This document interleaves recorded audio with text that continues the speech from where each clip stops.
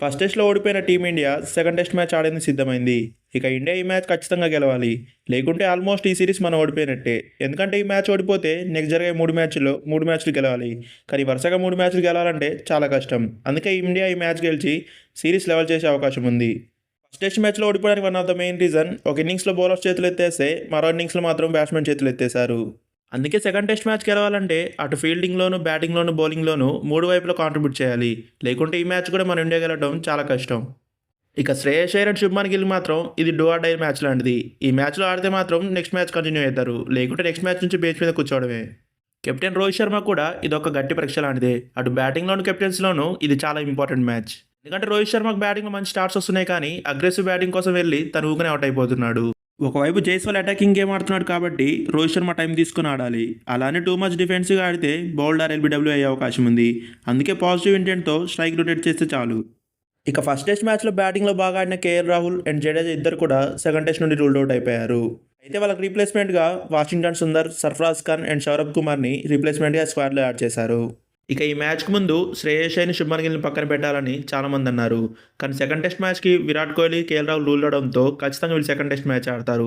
ఎందుకంటే వీళ్ళిద్దరిని పక్కన పెట్టి ఇద్దరు డెబ్యూ బ్యాట్స్మెన్ తీసుకుంటే ఇండియా బ్యాటింగ్ మొత్తం ఇన్ఎక్స్పీరియన్స్గా కనపడుతుంది. ఈ డూ ఆర్ డై గేమ్లో ఇండియా ఆ రిస్క్ తీసుకుందని నేను అనుకోవట్లేదు. ముందుగా చెప్పుకున్నట్టే అయ్యర్కి గిల్కి ఇది do or die match. Next match ఆడాలంటే ఈ మ్యాచ్లో ఖచ్చితంగా స్కోర్ చేయాలి. స్టార్ట్స్ వస్తే సరిపోదు, బిగ్ స్కోర్ చేయాలి. లేకుంటే నెక్స్ట్ మ్యాచ్ నుంచి పక్కన కూర్చుంటారు. ఇక ఈ మ్యాచ్ విషయానికి వస్తే ఈ మ్యాచ్ వైజాగ్ వేదిక జరగబోతుంది.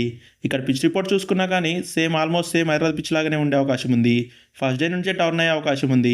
అండ్ పిచ్లో కూడా లో బౌన్స్ ఉండే అవకాశం ఉంది. కానీ హైదరాబాద్ పిచ్తో పోలిస్తే పిచ్లో కొద్ది షార్ప్ టర్న్ ఉండే అవకాశం ఉంది. కానీ బ్యాట్స్మెన్ సెటిల్ అయితే మాత్రం బిగ్ ఇన్నింగ్స్ ఆడొచ్చు. ఇక నెంబర్ 4th పొజిషన్లో ఆడే కేఎల్ రాహుల్ రూల్ అవుట్ అయ్యాడు కాబట్టి నెంబర్ 4th పొజిషన్ కోసం సర్ఫరాజ్ ఖాన్ లేదా రజిత్ పద్దర్ ఇద్దరిట్లో ఒక్కరు మాత్రమే డెబ్యూ చేసే అవకాశం ఉంది. ఇద్దరిట్లో ఎవరు డెబ్యూ చేస్తే బాగుంటుందో కింద కామెంట్ చేయండి. ఇక కేఎస్ భరత్ వికెట్ కీపర్గా కంటిన్యూ అవుతాడు. ఎందుకంటే ఫస్ట్ మ్యాచ్లో అద్భుతంగా కీపింగ్ చేసిన కేఎస్ భరత్ బ్యాటింగ్లో కూడా టాప్ ఆర్డర్ బ్యాట్స్మెన్తో పోలిస్తే చాలా బాగా బ్యాటింగ్ చేశాడు.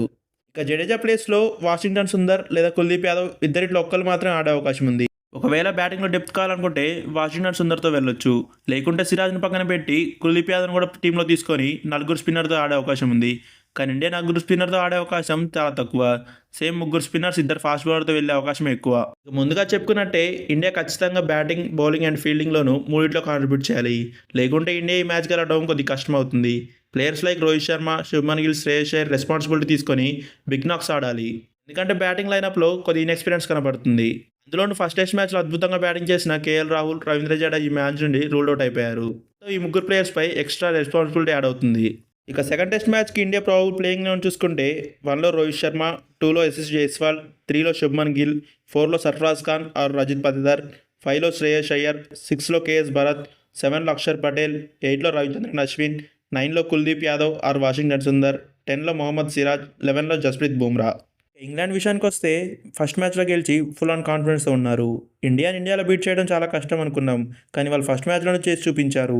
మెయిన్గా మాట్లాడుకోవాల్సింది వాళ్ళ బ్యాటింగ్ అప్రోచ్ గురించి. ఎర్లీగా వికెట్స్ పడ్డా సరే టూ మచ్ డిఫెన్సివ్ ఆడకుండా ఎప్పుడు పాజిటివ్ ఇంటెంట్తో స్ట్రైక్ రొటేట్ చేస్తూ మధ్యలో స్వీప్స్ అండ్ రివర్స్ స్వీప్స్తో ఇండియన్ బౌలర్స్ని అటాక్ చేశారు. బెన్ స్టోక్స్ కెప్టెన్సీలో చాలా యాక్టివ్గా ఉన్నాడు. ఎక్కడ కూడా డిఫెన్సివ్ ఫీల్డ్ సెట్ చేయకుండా అటాకింగ్ ఫీల్డ్ పెట్టి ఇండియన్ బ్యాట్స్మెన్ని స్ట్రైక్ రొటేట్ చేయకుండా డిఫెన్స్లో పడేశాడు. ఇక డెబ్యూటెంట్ టామ్ హార్లీ కూడా ఫస్ట్ ఇన్నింగ్స్లో చాలా ఎక్కువ రన్స్ వెళ్ళినా సరే సెకండ్ ఇన్నింగ్స్లో మాత్రం 7 వికెట్స్ తీసుకున్నాడు. ఇక ఇంగ్లాండ్ జో రూట్ నుండి ఒక బిగ్ నాక్ ఎక్స్పెక్ట్ చేస్తుంది. ఇక జో రూట్ ఫామ్లోకి వస్తే మాత్రం వాళ్ళ బ్యాటింగ్ లైనప్ ఇంకా స్ట్రాంగ్ అవుతుంది. ఇక ఇంగ్లాండ్ ప్లేయింగ్ లెవెన్ విషయానికి వస్తే ఆల్రెడీ వాళ్ళ ప్లేయింగ్ లెవెన్ని అనౌన్స్ చేశారు. ఇంజురీతో Jack Leach second test match నుంచి రూల్ అవుట్ అయిపోయాడు. ఇక తన ప్లేస్లో డెబ్యూటెంట్ షోయబ్ బాషర్ని టీంలో తీసుకున్నారు. అండ్ ఆల్సో మార్క్ వుడ్ని పక్కన పెట్టి జేమ్స్ ఆండర్సన్ని టీంలో తీసుకున్నారు. ఇక ఇంగ్లాండ్ ప్లేయింగ్ లెవెన్ చూసుకుంటే 1లో జాక్ క్రౌలీ, 2లో బెన్ డకెట్, 3లో ఆలిపాప్, 4లో జో రూట్, 5లో జానీ బెయిర్స్టో, 6లో బెన్ స్టోక్స్, 7లో బెన్ ఫోక్స్, 8లో రెహన్ అహ్మద్, 9లో టామ్ హార్లీ, 10లో షోయబ్ బాషిర్, 11లో జేమ్స్ ఆండర్సన్. ఫస్ట్ మ్యాచ్లో ఇంగ్లాండ్ స్పిన్ అటాక్ చూసుకుంటే ఒక జాక్లిచ్ మాత్రమే ఎక్స్పీరియన్స్ ఉన్న స్పిన్నర్స్, మిగతా ఇద్దరు కూడా డెబ్యూటెంట్స్. కానీ జాక్లిచ్ సెకండ్ టెస్ట్ మ్యాచ్ నుంచి రూల్ అవుట్ అవడంతో షోయబ్ బాషిర్ డెబ్యూ చేయబోతున్నాడు. దీంతో ఇంగ్లాండ్ సెకండ్ టెస్ట్ మ్యాచ్కి ముగ్గురు యంగ్ స్పిన్నర్స్తో బరిలో దిగబోతుంది. చూడాలి బెన్ స్టోక్స్ ఈ ముగ్గురు యంగ్ స్పిన్నర్స్తో ఎలా మేనేజ్ చేయబోతున్నాడో. ముందుగా చెప్పుకున్నట్టే ఇండియా ఈ మ్యాచ్ ఖచ్చితంగా గెలవాలి. ఇండియాకి ఇది ఒక డూ ఆర్ డై మ్యాచ్ లాంటిది. ఇండియా ఈ మ్యాచ్ గెలిస్తే 1-1తో సిరీస్ లెవెల్ చేయొచ్చు. అదే ఇంగ్లాండ్ ఈ మ్యాచ్ గెలిస్తే 2-0తో సిరీస్లో లీడ్లో ఉంటారు. చూడాలి ఈ మ్యాచ్లో ఎవరు గెలుస్తారు. వీడియో నచ్చితే లైక్ కొట్టి ఛానల్ సబ్స్క్రైబ్ చేసుకోండి. Thank you.